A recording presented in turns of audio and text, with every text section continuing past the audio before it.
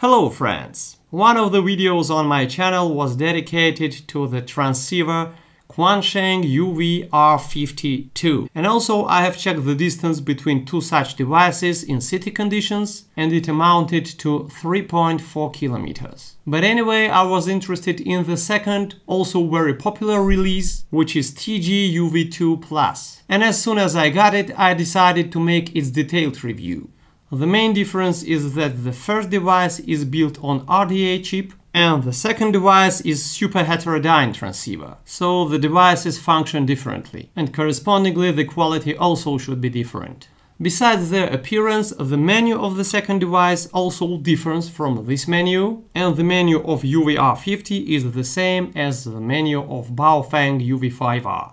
Also, they have different batteries with different size, shape and capacity. But I would like to mention that this device is the second version, that's why it's UVR52, and the first version UVR50 had the battery with less capacity. According to the inscription, here we have 3200 mAh and here we have 4000 mAh. But I've tested both batteries with a capacity checker and I've got the following results. So instead of 4000 we have 2736 mAh on TG version, and instead of 3200 we have 1612 mAh on UV version. But anyway, for these two devices they are long-lasting batteries. Also, the inscriptions of the devices say that here we have the maximum 5 watt output and here we have the same output. But in fact TG version can provide the power output up to 10 watts. Unfortunately, at present I have no SWR meter with the help of which it would be possible to check the power output, but there are lots of reviews of this transceiver and it really can provide the power output of 10 watts.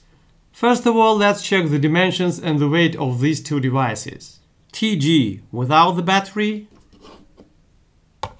and with the battery. UV version without the battery and with the battery. TG 32 cm, UV 28 cm. TG 6 cm, UV 5.7 cm. TG 4.5 cm, UV 3.7 cm. We have another differences in connection with the batteries. On TG version the belt clip is mounted on the body of the device, and on UV version it's mounted directly to the battery. The next difference is battery charging contacts. Here on UV version we have only plus and minus, and on TG version T contact is added, most probably temperature sensor. And one more difference. On UV version you can plug the charger directly to the battery.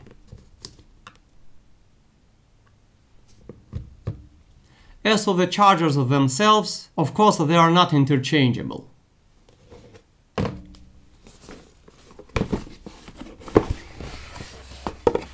The manual, belt clip, and UV version, manual, belt clip.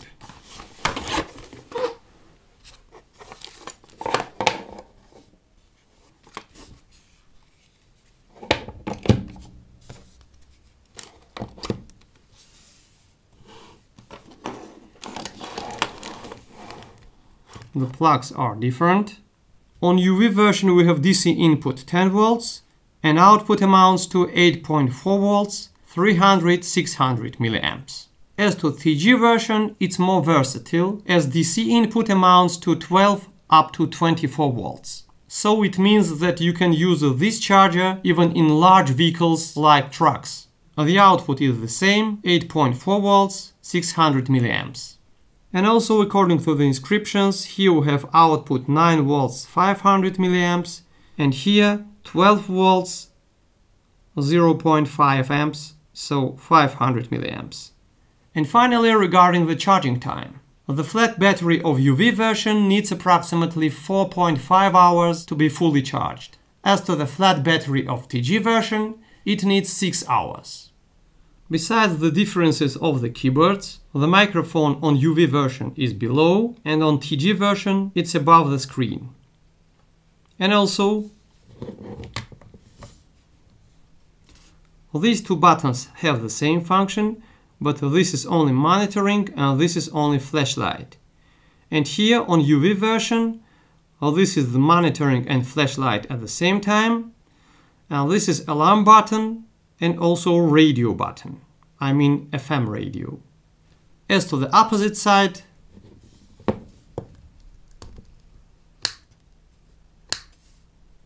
this one is not so good, but here we have the door.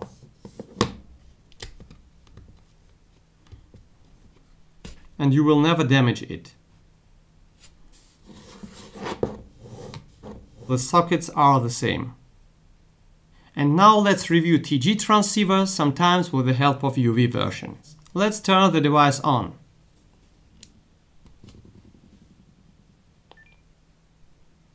It needs a bit time to be turned on, but in comparison with UV version, the monitoring function is immediate.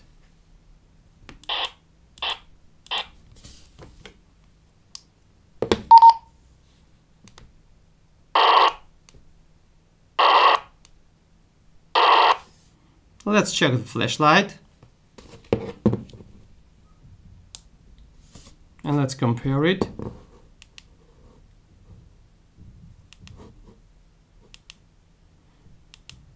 So no flashing.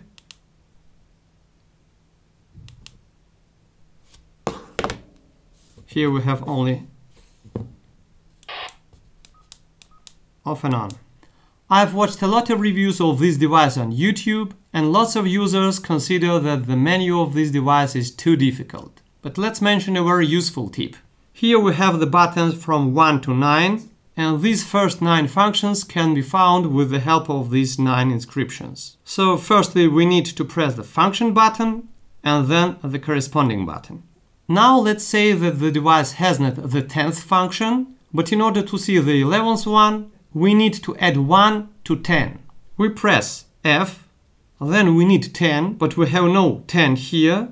We simply press 0 without 10, and then we add 1. So in total we have F1, 0, we press only 0, and then we press 1. And this is the 11th function. Let's check the first function.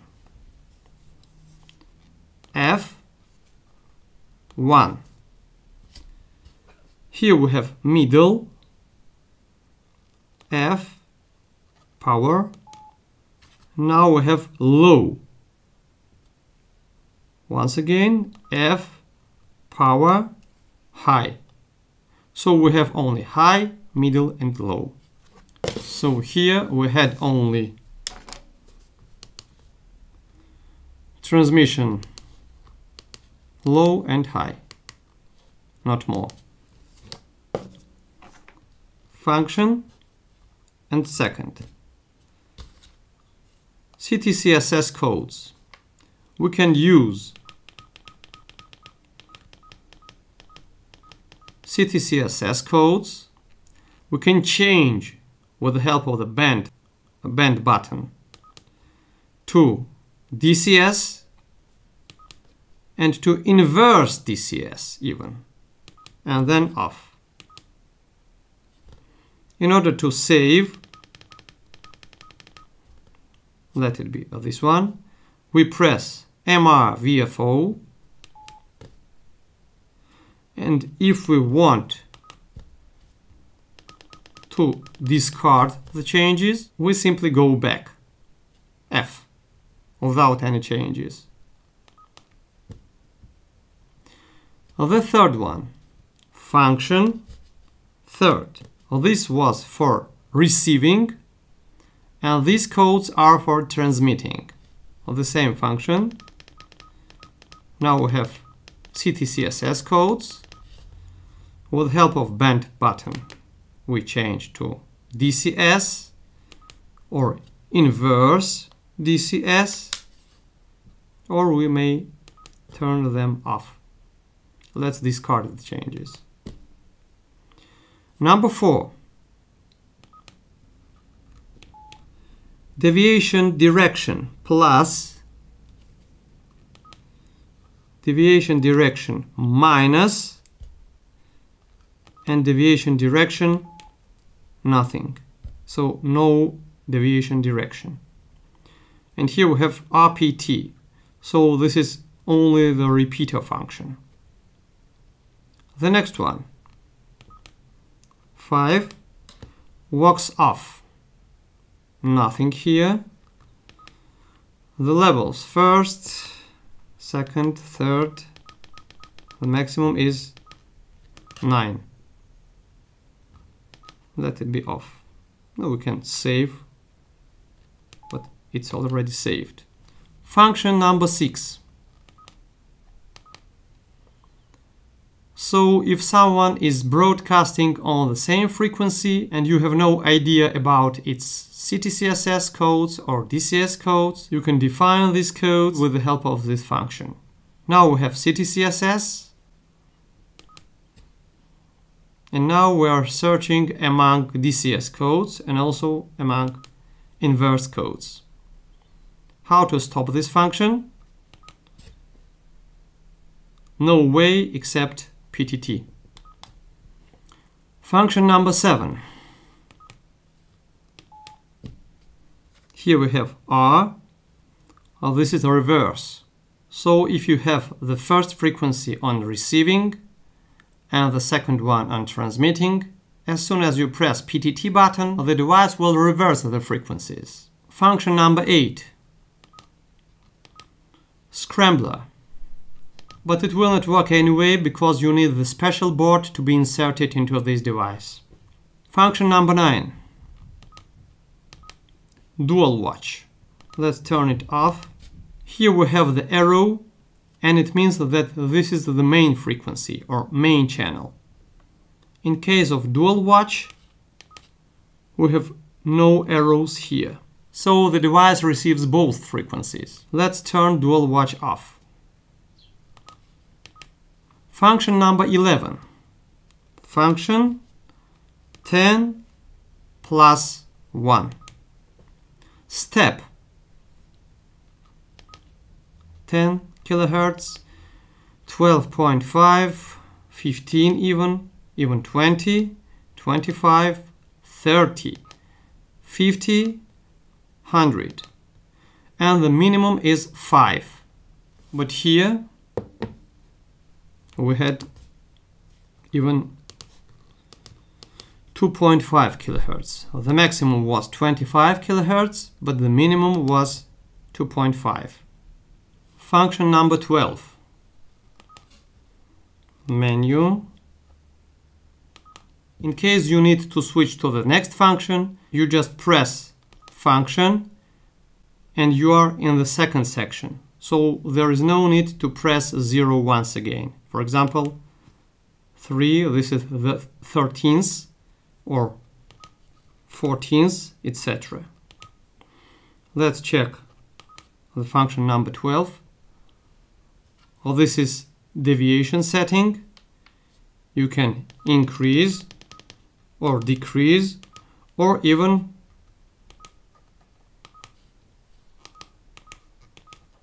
type the frequency. Let's discard this one. Once again, let's check. Yes, 0. And number 13. Well, this is busy lock. So in case this function is on, if someone is broadcasting on this frequency and you receive this frequency, and in case you push this button, you will not be able to broadcast as this function is on. Timeout time. 1 minute. Maximum is 9. So in case you push this button and transmit, in 9 minutes the device will turn the transmitting off. Display frequency. We can display frequency, channel, and name. Oh, this is not NR, this is NA. Let it be channel. Sorry.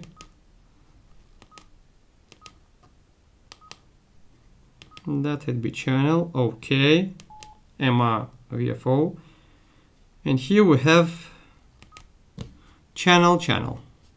But let it be frequency.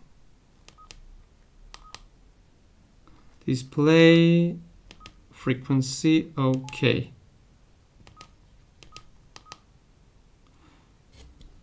Well, this is priority channel. So in case you have priority channel number, let's say 5, and in case you save it, the device will scan the channels, and at the same time it will scan every second the priority channel. So this is bandwidth. Here we have wide, and here we have narrow. Function number 18, delete channel. But we cannot delete this channel number 0 because it doesn't exist. Here we have nothing, and in case of the first channel, here we have like a star. It means the channel exists. First, second, up to channel number 11. It also exists, we can delete it. And the channel number 12 doesn't exist. But during this test I have revealed the function number 20. Here we have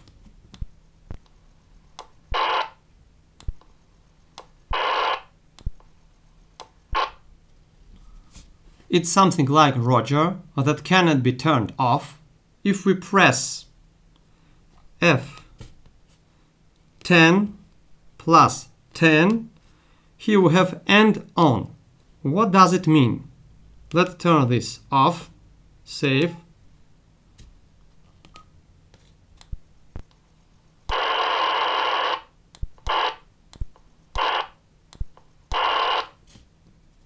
So anyway, the Roger signal is on.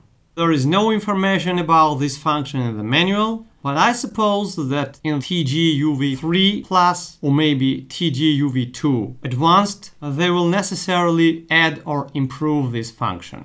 And it will be definitely the function number 20. As to the rest functions, just now we mentioned how to delete the channel, but how to save it? We switch this line to the frequency mode. Let it be, for example, function, save. 9 is busy, 12 is free. Save, question mark. Yes, let's check. Channel mode, 9, 10, 11, 12. Yes. As to these two M's, they are always on, and in case they mean monitoring, why does the device monitor these two frequencies if we have no dual mode and dual watch? Also regarding this bell, it means that the sound of the keyboard is on, but there is no way to turn this off. And also the function, which is the function number 19, maybe you will use it. 10 plus 9, this is reset, then yes and sure. If you would like to reset, you press once more. No, function. Now how to scan the channels? We press F, and then in case of up, we press this button, and in case of down, so in case of 10 channels there is no difference, but in case you have up to 100 channels saved, it really matters. How to stop scanning? PTT. But also we can use scanning priority. Some channels can be scanned and some channels not. Here with the battery level, which is very tiny, we have S. And during scanning, this channel will be definitely scanned. How to turn this off? Function MRVFO. And here we have nothing. On the next channel, also nothing. But we would like to scan this channel. And now this channel is added to the scan list. Function plus main.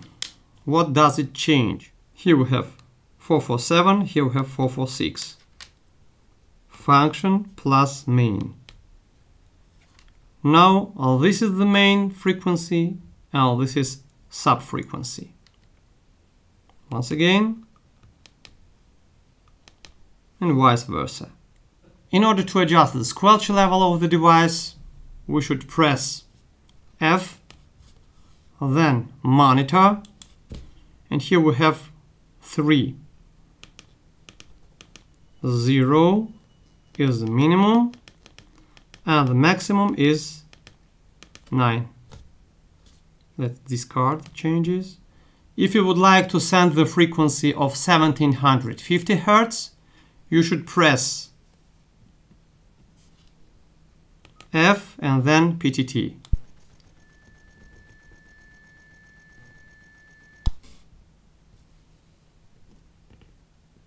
In order to change the name of the channel, we press F and then band. It's a bit annoying.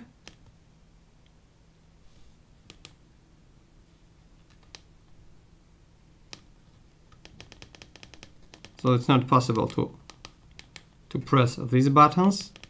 There is no sense, etc. Let's save and then let's display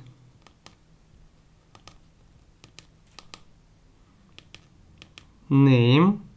Okay.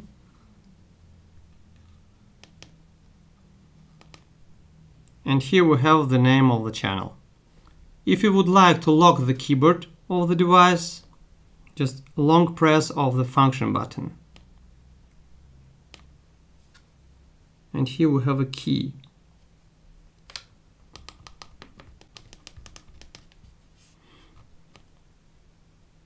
Unlock. As to the band quantity, the device has 5 bands. This is FM band. This is VHF frequency band. This is UHF 1, UHF 2, and UHF 3. And also let's mention crossband receiving and transmitting working shift. In order to switch it on, we press function and flashlight button. And here we have WX. What does it mean? Here we have 2 frequencies displayed, and we are receiving the signal at this frequency. But as soon as we press PTT button, the arrow will move down and the device will transmit at the second frequency.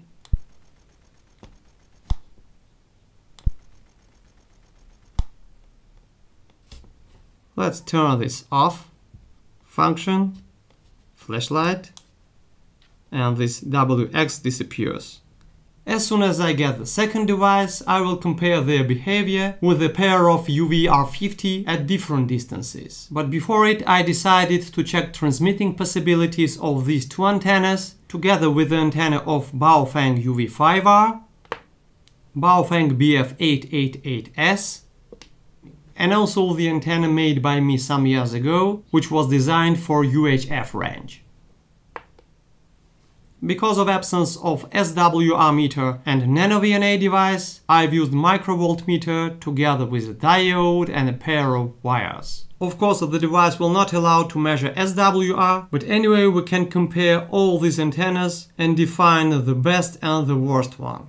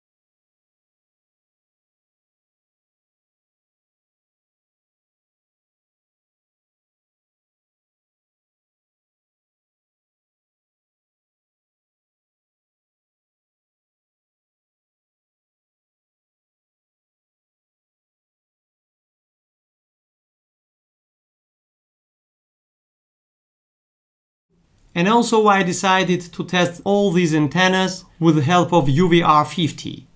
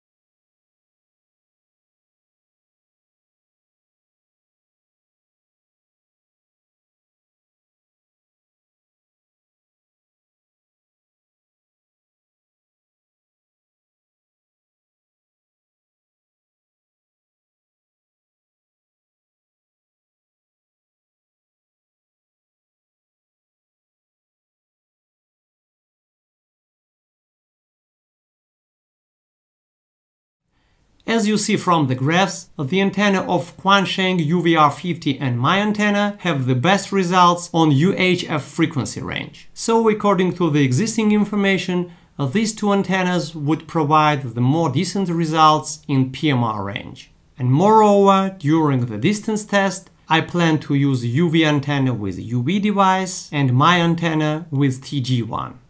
I have no idea regarding the VHF range, but in my region the only frequency which is really free is approximately in the middle of UHF range. So anyway, I will use 446 MHz for testing of this device. Hope this information was helpful for you, especially if you plan to get TG-UV2+.